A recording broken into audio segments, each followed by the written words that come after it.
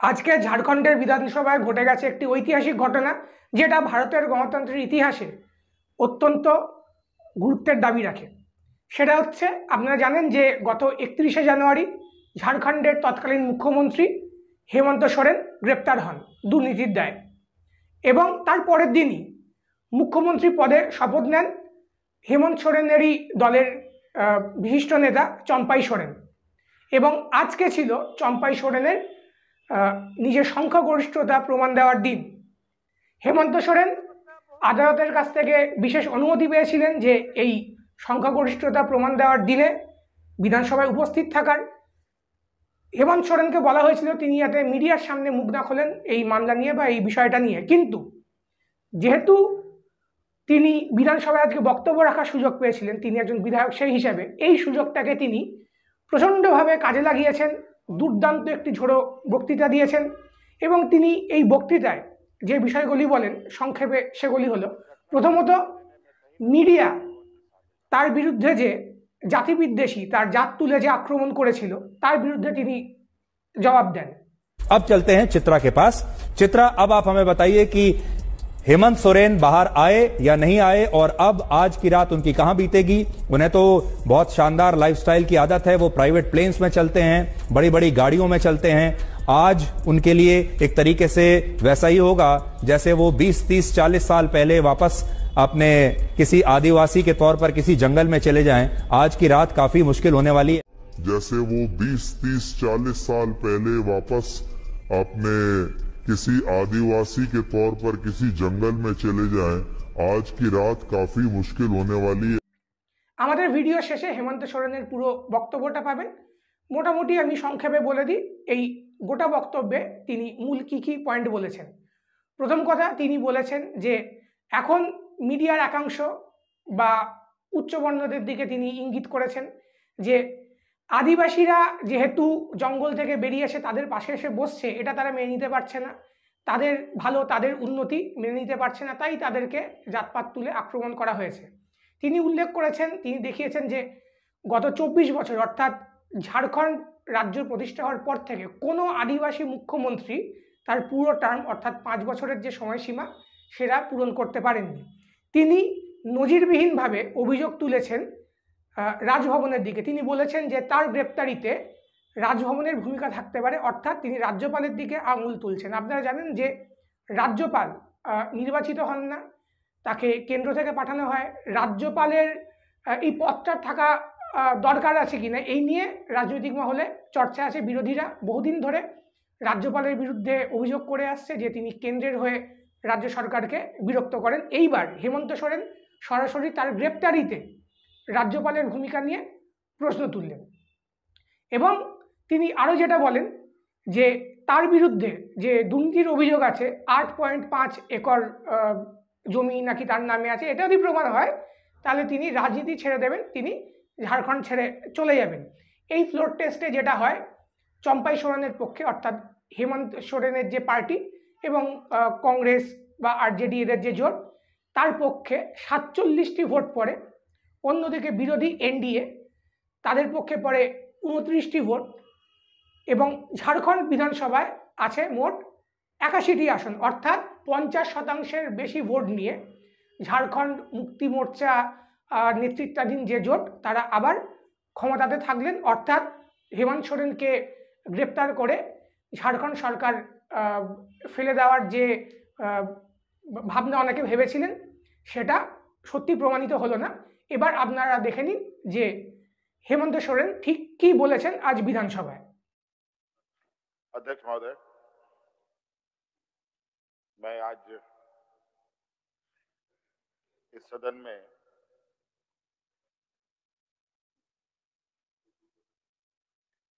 आदरणीय चंपाई सोरेन जी के विश्वास मत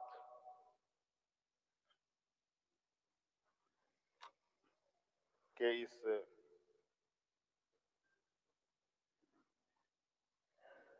बहस का हिस्सा बन रहा हूं,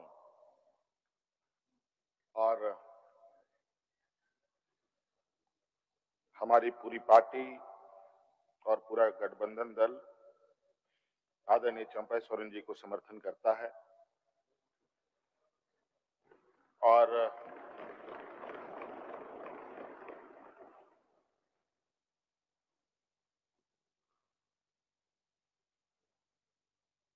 मैं कहना चाहूंगा 31 जनवरी की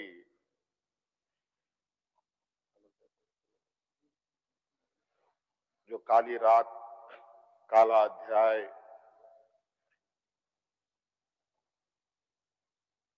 देश के लोकतंत्र में नए तरीके से जुड़ा है।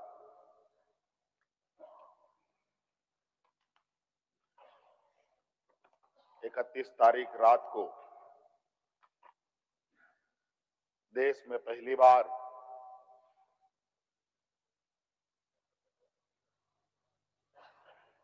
किसी मुख्यमंत्री का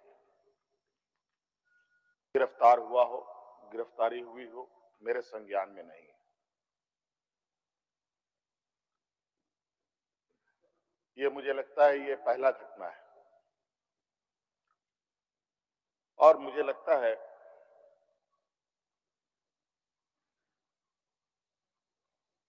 इस घटना को अंजाम देने में कहीं ना कहीं राजभवन भी शामिल रहा है।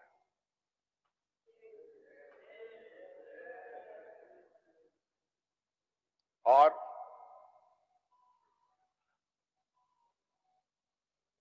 जिस तरीके से ये घटना घटित हुई है, मैं बहुत आश्चर्यचकित हूं।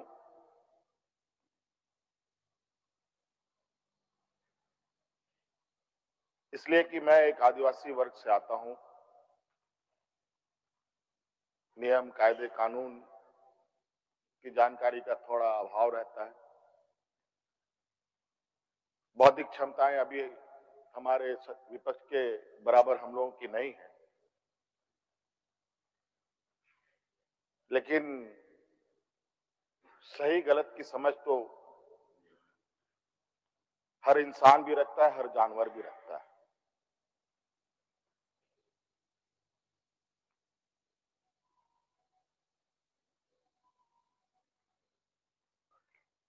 अध्यक्ष महोदय, बड़ी सुनियोजित तरीके से बड़े लंबे समय से 2022 से 31 तारीख को दिए गए अंजाम की पटकथा लिखी जा रही थी। बड़े तरीके से उस पकवान को बहुत धीमी आंच में पकाया जा रहा था, लेकिन ये इनकी जो पकवान है ये पकने को तैयार नहीं थे। लेकिन इन प्रकार इन्होंने इस आधे अधूरे पकवान को अपने लिए परोसा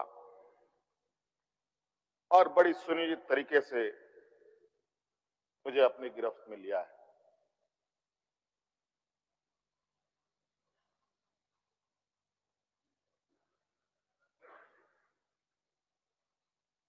और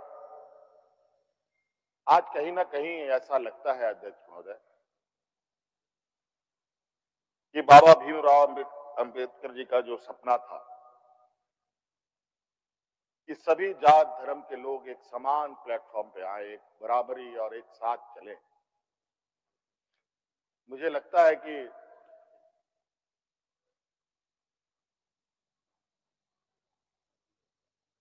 जिस तरीके से बाबा भीमराव अंबेडकर जी को भी अपना समाज छोड़कर बौद्ध धर्म अपनाना पड़ा, ऐसे ही आदिवासी दलितों के साथ भी आने वाला भविष्य में करने की तैयारी हो रही है।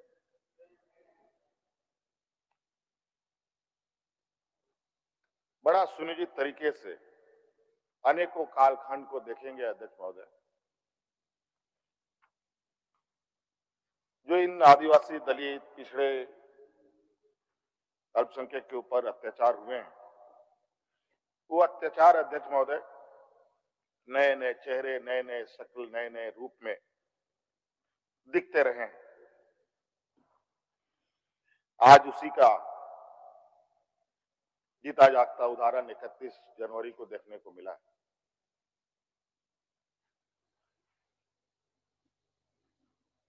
और आज कहीं ना कहीं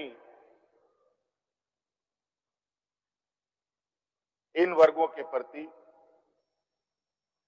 जो हमारे सत्ता पक्ष की घृणाएं हैं, ना जाने इनकी घृणाएं इतनी, इनको ताकत कहां से मिलती है, ये हमारे समझ से परे है।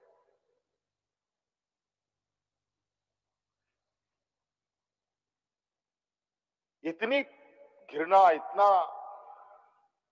द्वेष का के प्रति है इनका आदिवासी दलितों के प्रति, कि आपको इससे अंदाजा होगा कि इन्हीं के पाले हुए तंत्र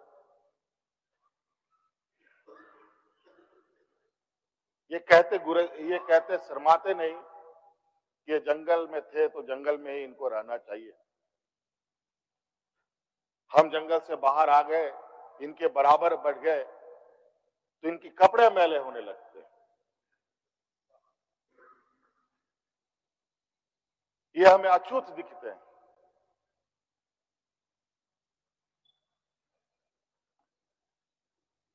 और इन्हीं विडंबना को तोड़ने के लिए हमने एक प्रयास किया था अध्यक्ष महोदय, क्योंकि झारखंड आदिवासी दलित पिछड़ा राज्य है, इन समूह को आगे बढ़ने का, इनका मार्ग प्रशस्त करने में हमने कोई कमी नहीं छोड़ी। इनका बस चले तो हम अभी भी जंगल में जाकर के वही 50-100 साल पुरानी जिंदगी में जिए। और मुझे इसका आभास था अध्यक्ष महोदय,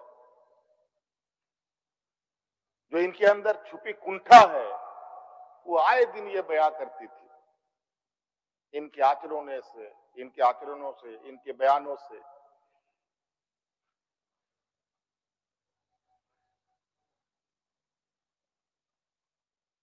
लेकिन हमने हार नहीं मानी है अध्यक्ष महोदय। इनको लगता है कि मुझे जेल के सलाखों के अंदर डालकर ये अपने मंसूबे में सफल हो जाएंगे। ये झारखंड है अध्यक्ष महोदय, ये देश का एक ऐसा राज्य है जहां हर कोने में आदिवासी दलित पिछड़े वर्गों से अनगिनत सिपाहियों ने अपनी कुर्बानी देकर यहाँ के आदिवासी दलितों की जान बचाई। देश आजादी के सपने भी ये लोग नहीं देखते थे अध्यक्ष महोदय, तब से झारखंड के आदिवासी अपनी हक अधिकार की लड़ाई लड़ रहे। ये तो बहुत बाद में आए, लेकिन बौद्धिक संपन्नता, आर्थिक संपन्नता, आज तक इन लोगों ने देश का गांधी टोपी नहीं पहना अध्यक्ष महोदय।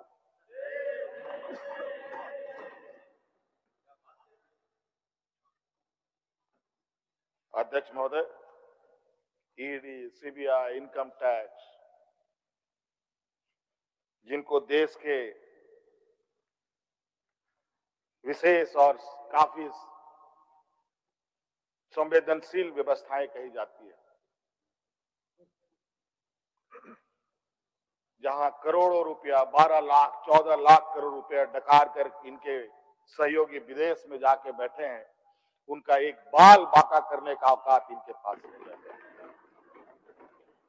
इनके पास औकात है देश के आदिवासी दलित पिछड़े के ऊपर, और बेगुनाह लोगों पर, और उसमें भी गुनाह किया हो तब की बात तो अलग है, बेगुनाहों पर अत्याचार कर। आज मुझे किस लिए अरेस्ट किया गया अध्यक्ष महोदय? 8.5 एकड़ जमीन के घोटाले पर। अगर है हिम्मत सदन में तो कागज पटक कर दिखाए कि 8.5 एकड़ का जमीन हेमंत सोरेन के नाम पर है। अगर होगा, मैं उस दिन से राजनीति से इस्तीफा दे दूंगा। अध्यक्ष महोदय, जब राजनीतिक रूप से ये नहीं सकते तो ऐसे ही बैकडोर से हमला करते हैं, पीठ पर हमला करते हैं। अध्यक्ष महोदय, मैं आंसू नहीं बहाऊं, आंसू वक्त के लिए रखूंगा। आप लोगों के लिए आंसू का कोई मतलब नहीं।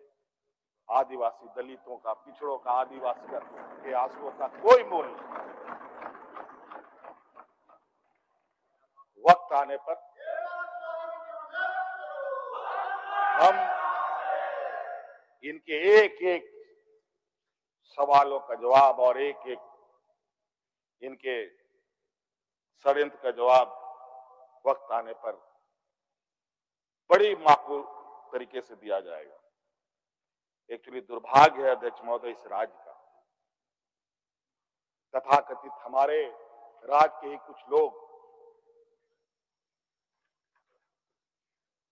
जो ऐसे सामंती विचार वाले के चरणों में जाकर के झुककर उनकी सेवा और पूजा अर्चना में लगे। नहीं तो इस राज्य की इतनी दुर्दशा नहीं होती अध्यक्ष। राज अलग हुए 23 साल हो रहे हैं, 24 साल हो गए अध्यक्ष महोदय। किसने सबसे अधिक राज किया इस राज्य में? ये मुझे बोलने का जरूरत नहीं है, किसी को बताने की भी जरूरत नहीं। सब अपने गिरेबान में देखें, सबको पता चलेगा कौन कहां बैठा, किसने क्या काम किया। घोटाले इनको 2024 से ही नजर आ रहे हैं, 2000 से नजर नहीं आ रहे, 2019 से ही इनको नजर आ रहे हैं। आज ये नहीं चाहते अध्यक्ष महोदय, देश का आदिवासी, दलित, पिछड़ा, अल्पसंख्यक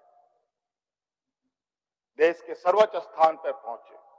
ये नहीं चाहते कि ये जज बने, ये नहीं चाहते ये IAS IPS बने, ये नहीं चाहते ये राजनेता बने। इन्हीं के साथ बैठे लोग हैं। इन लोगों ने भी आदिवासी नेता बनाया था मुख्यमंत्री। बता दीजिए इन कितने आदिवासियों ने 5 साल पूरे किए। और मुझे पता था ये मुझे भी 5 साल पूरा करने में रोड़े अटकाएंगे। और नतीजा ये हुआ, आखिरी सांस तक कुछ भी करो 5 साल पूरा नहीं होना चाहिए, रिकॉर्ड में नहीं लिखना चाहिए, रजिस्टर में नाम नहीं आना चाहिए। बस यही अध्यक्ष महोदय, हम लोगों ने सर झुकाकर चलना नहीं सीखा। यही खासियत है आदिवासियों। लेकिन होता है कि सरसों में ही भूत है तो सारा भूत भागेगा कहां? माफ कीजिएगा, सरसों में ही भूत है तो भूत भागेगा कहां? यहाँ कुछ भूत ऐसे भी हैं जिसकी वजह से ये कठिनाइयों का सामना करना पड़ता है। बहुत प्रयास हुआ, जब जब हम लोगों ने अलग राज्य का परिकल्पना किया तब भी इन लोगों ने हंसी उड़ाई कि आदिवासी लोग अलग राज लेगा। जब हम सत्ता में आए, आदिवासी सत्ता चला पाएगा, कुछ दिनों में गिर जाएगा। मैं हवाई जहाजों में चलता था अध्यक्ष महोदय, उसमें भी इनको तकलीफ। मैं 5 स्टार होटलों में रुकता था, उसमें भी इनको तकलीफ।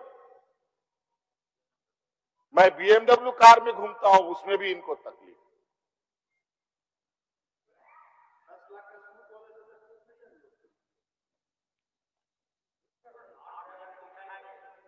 क्या कहावत है कि हम करे तो गुनाह, ये करे तो क्या, यही कहावत है। खैर छोड़िए अध्यक्ष महोदय, बड़ा विचित्र स्थिति है अब जो स्थिति दिखाई दे रहा है अध्यक्ष महोदय। कुल मिलाकर झारखंड के परिप्रेक्ष्य के अलावा पूरे देश के पैमाने में अब आदिवासी, दलित, पिछड़ा, अल्पसंख्यक सुरक्षित नहीं। विशेषकर झारखंड में तो यहाँ की खनिज संपदाओं को, जो वर्षों से इस पर लोगों की गिद्ध नजर है और आगे भी रहेगी। ये तो हम थे अध्यक्ष महोदय, ये बहुत फूक फूक करके उनको आगे बढ़ना पड़ता था। ये खुला दरवाजे की आदी हो चुके हैं। इनको कोई रोक टोक नहीं कर सकता। जो इनके सामने आएगा वो इसी तरीके के अंजाम से उसको गुजरना पड़ेगा। और इनको लगता है ऐसे अंजाम देने से झारखंड के लोग घबरा जाएंगे। ये आप लोगों की बहुत बड़ी भूल है, और इतनी बड़ी ये भूल होगी जो झारखंड का इतिहास आपको कभी माफ नहीं करेगा। अध्यक्ष महोदय,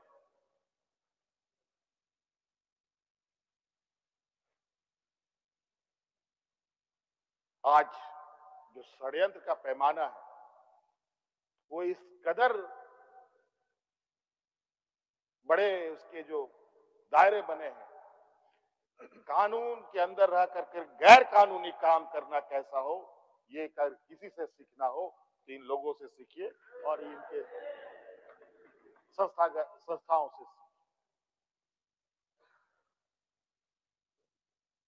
मैं तो कहता हूं, मैं फिर से कहता हूं कि आप लोग दस्तावेज लाइए सदन में, या आपने ईडी और सीबीआई को सपोर्ट कीजिए और कोर्ट में पेश करें।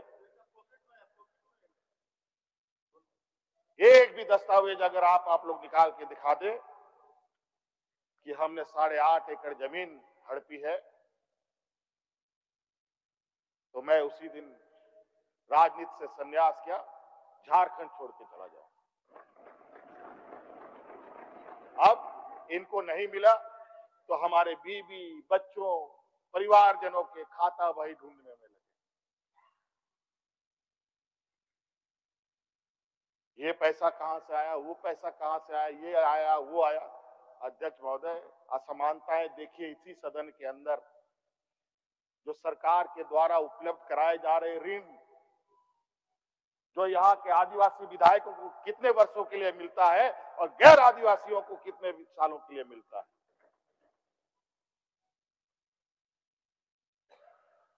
इस विषय पर गंभीरता से सोचने की आवश्यकता है। देखो, ये बहुत लंबी लड़ाई है।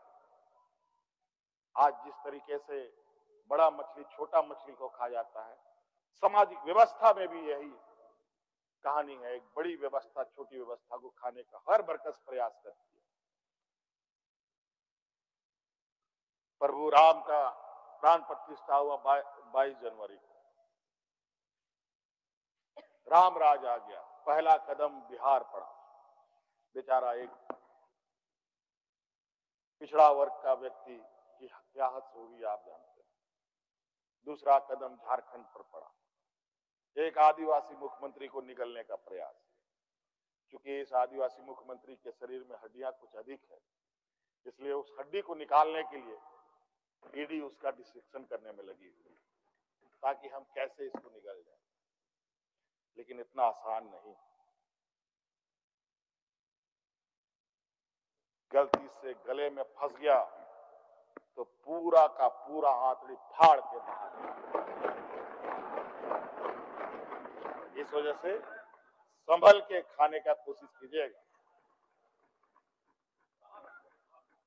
इस वजह से अध्यक्ष महोदय, मुझे कोई गम नहीं कि मुझे आज ईडी ने पकड़ा। जिस तरीके से बंधुदा का सदस्यता लिया, ये आप चुनाव नहीं लड़ सकते। हो सकता है मेरा भी यही आशा करे। सत्ता लुलुपता के लिए हम लोग कभी नहीं आए अध्यक्ष महोदय।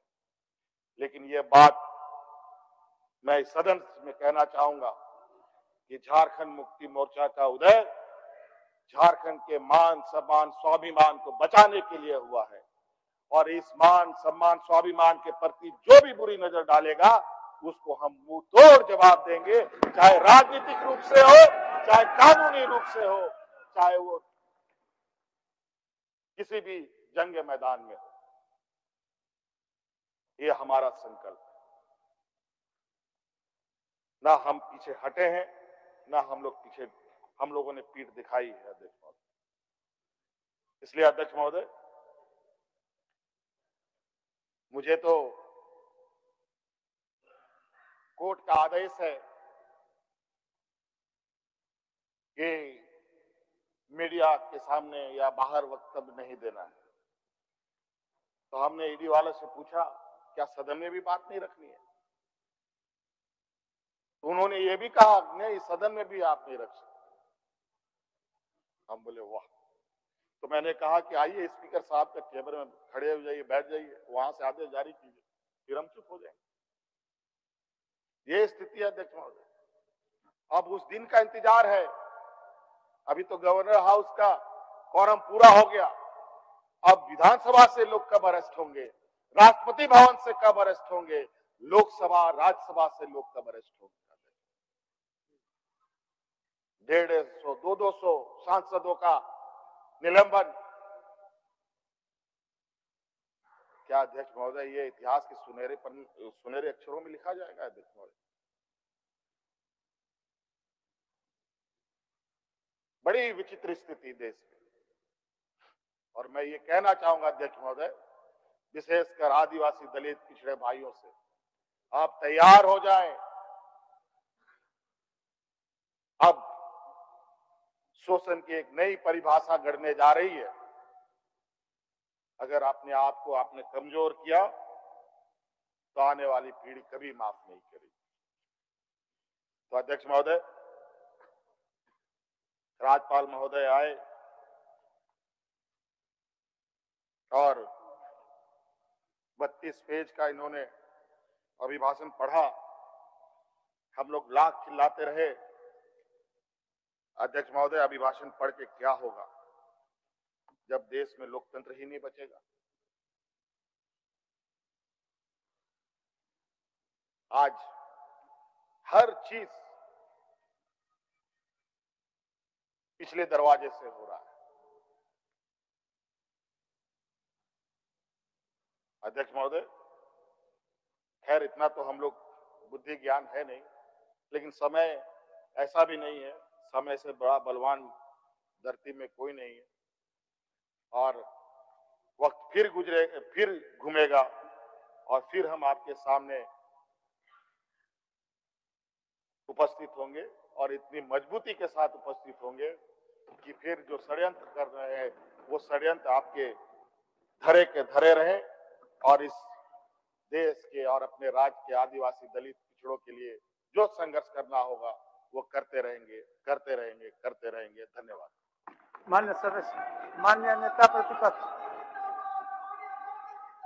मान्य আমাদের ভিডিও যদি ভালো লাগে তাহলে অবশ্যই চ্যানেলটিকে সাবস্ক্রাইব করবেন, বেল আইকনে প্রেস করবেন, তাহলে আগামী ভিডিও আপনার কাছে পৌঁছে যাবে। ধন্যবাদ।